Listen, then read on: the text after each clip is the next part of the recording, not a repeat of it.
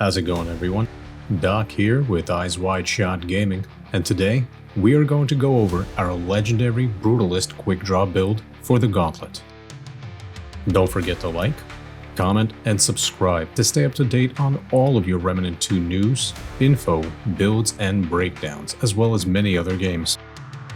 Before we dive in, I do want to warn you that this build, although has the ability to hit for 40 or more thousand damage per quick draw, it is in turn extremely viable to being downed within 2 to 3 hits of most enemies. So dodging should be a priority, as well as solo runs are going to be very difficult with it.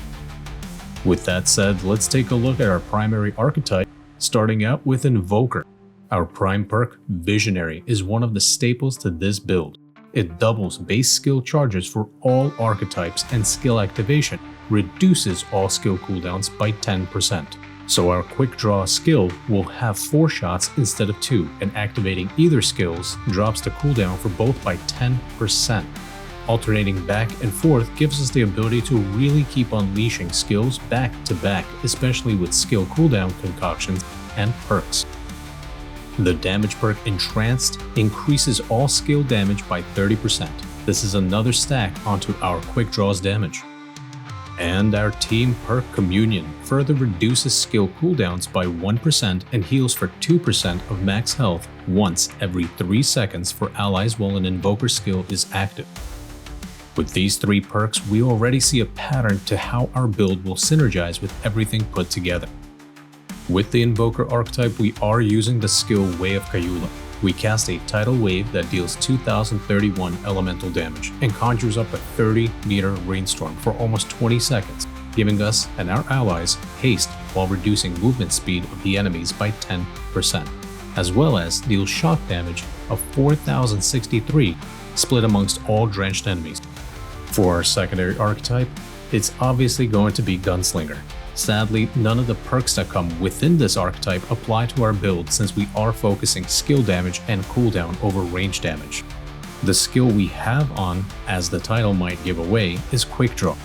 This is a basic cowboy 6-shooter skill with each of the 6 shots being critical if shooting from the hip, dealing 483 damage each.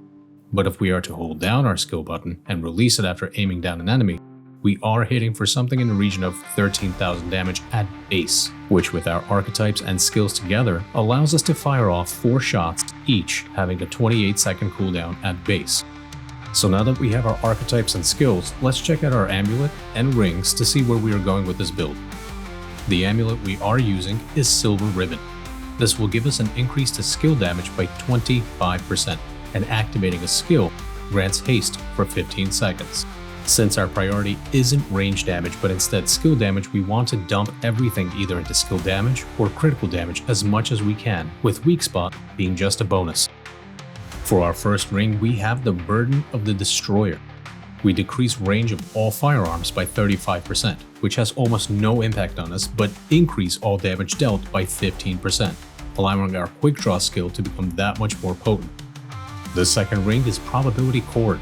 This gives us a static increase to our critical damage by 20%, and since our quick draw skill, when not held, unleashes critical only shots, this will help us take out those pesky mobs throughout the gauntlet much quicker.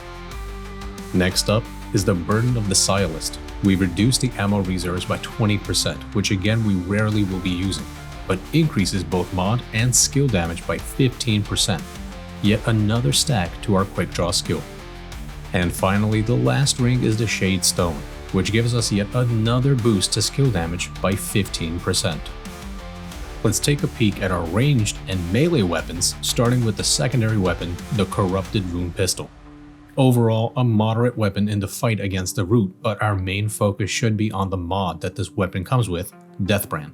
This mod applies Deathbrand to all non-allies within 25 meters and increases incoming damage to them by 10%.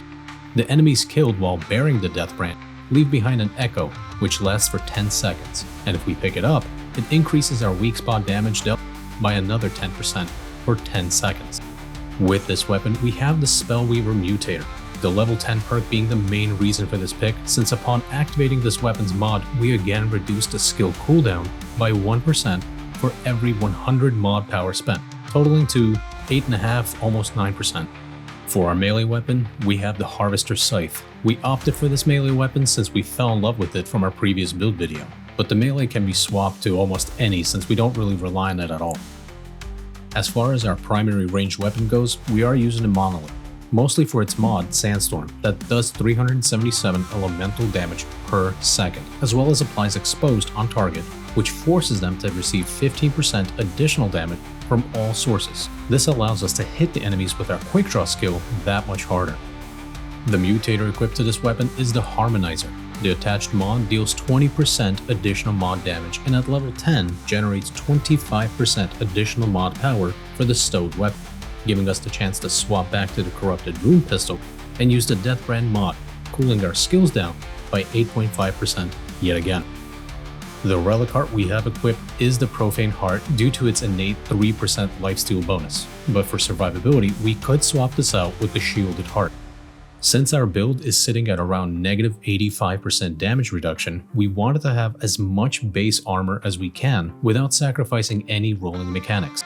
So, we have on gear that keeps us just under 75 weight threshold. For the gloves, we have the Bruiser Gloves. Our leg armor is the Technician Greaves. For the chest, we equip Leto Mark II armor, and our helmet, it's the Fey Royal head cover. On the left hand side, we have our stats. Our health is sitting at 130, stamina at 100, armor at 232.5, and our weight at 74.9, 0.1 away from being a heavy flop. Our traits are over on the right, main focus being around Flashcaster, Fortify, Vigor, and Barkskin. Since we do have 9 extra trait points from a bug we experienced when the game came out, we dumped them into Spirit, but that has little impact on the build if any at all. Now we finally get to the Fragments and Prism. The 3 fragments we have on is critical damage, weak spot damage, and skill damage. And the Prism is truly something perfect. Damage reduction is the first perk, followed by Sniper to allow us to use our ranged weapons for damage in between cooldowns if necessary. Gunfighter, again for the ranged weapons. Meta, which helps our skill do so much more damage. And Munitions, which again applies to our range damage to mitigate any cooldown time in between quick draws. Finally, the legendary perk, Brutality. This will increase all damage dealt and received by 100%, making us very susceptible to dropping, but just as able to drop the enemy within the same speed. Let's go on over to the ward and get an idea of how our build works. We whip out the Corrupted Rune Pistol, activate Deathbrand mod for that extra 10% damage, hold to activate our Quick Draw skill and unleash over 13,000 damage at base, holding us at around 7 to 8,000 DPS after 4 Quick Draws. With the Monolith activated, each shot reaches higher on up to 13,703 damage per Quick Draw. Hopefully this build helps out a lot of people, maybe they can mitigate it, maybe they can change it somewhat to their own liking. And as always, thank you for watching, thank you for listening, and until next time, so long.